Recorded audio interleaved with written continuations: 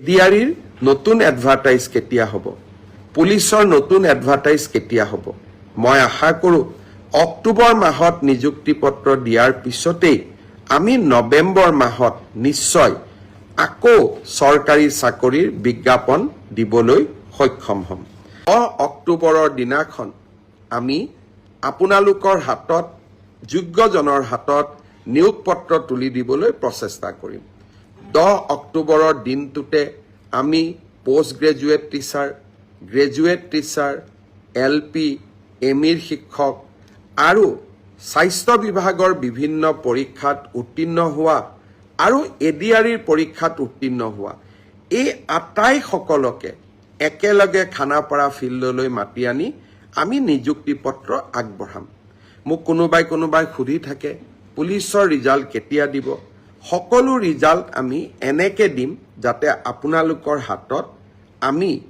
10 অক্টোবৰৰ দিনাখন আমাৰ নিযুক্তি পত্ৰ আমি হাতত তুলি দিব পাৰোঁ বহুতে মোক সুধিছে যে এডিআৰিৰ নতুন এডভাৰটাইজ কেতিয়া হ'ব পুলিচৰ নতুন এডভাৰটাইজ কেতিয়া হ'ব মই আশা কৰোঁ অক্টোবৰ মাহত নিযুক্তি পত্ৰ দিয়াৰ পিছতেই আমি নৱেম্বৰ মাহত নিশ্চয় আকৌ চৰকাৰী চাকৰিৰ বিজ্ঞাপন দিবলৈ সক্ষম হ'ম শ্ৰদ্ধাৰ ৰাইজ অহাকালি দিনটো এটা গুৰুত্বপূৰ্ণ দিন চৰকাৰী বিভাগসমূহত স্বচ্ছতা ঘূৰাই অনাৰ ক্ষেত্ৰত দুৰ্নীতিৰ সৈতে যুঁজাৰ ক্ষেত্ৰত আৰু চৰকাৰী কৰ্মচাৰীসকলক সকাহ দিয়াৰ ক্ষেত্ৰত শদিয়াৰ পৰা ধুবুৰীলৈ আমি সকলোতে চৰকাৰী চাকৰিত যোগদান কৰিব লাগে পিছত ট্ৰেন্সফাৰৰ কাৰণে আমি বিভিন্ন ধৰণে প্ৰচেষ্টা চলাওঁ আৰু সেই প্ৰচেষ্টা চলাওঁতে বহুজনে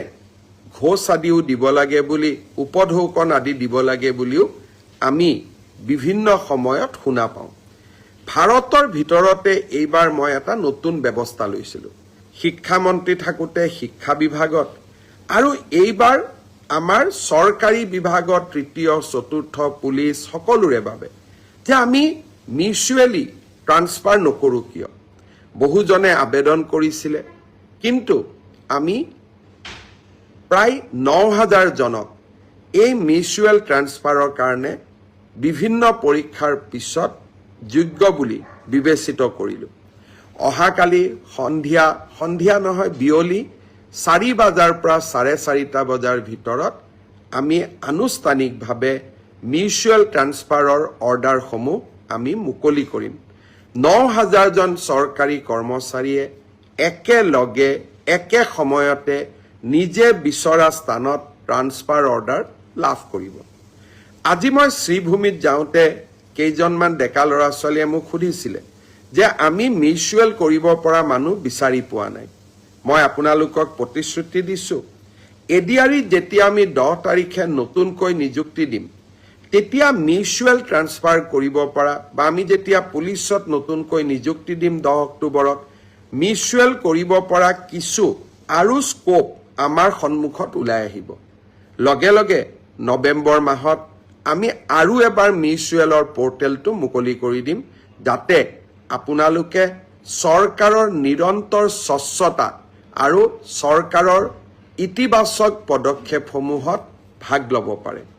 এই ৯,০০০ ট্ৰান্সফাৰ অৰ্ডাৰ যাক আমি অহাকালি দিব গৈ আছোঁ মানুহে কয়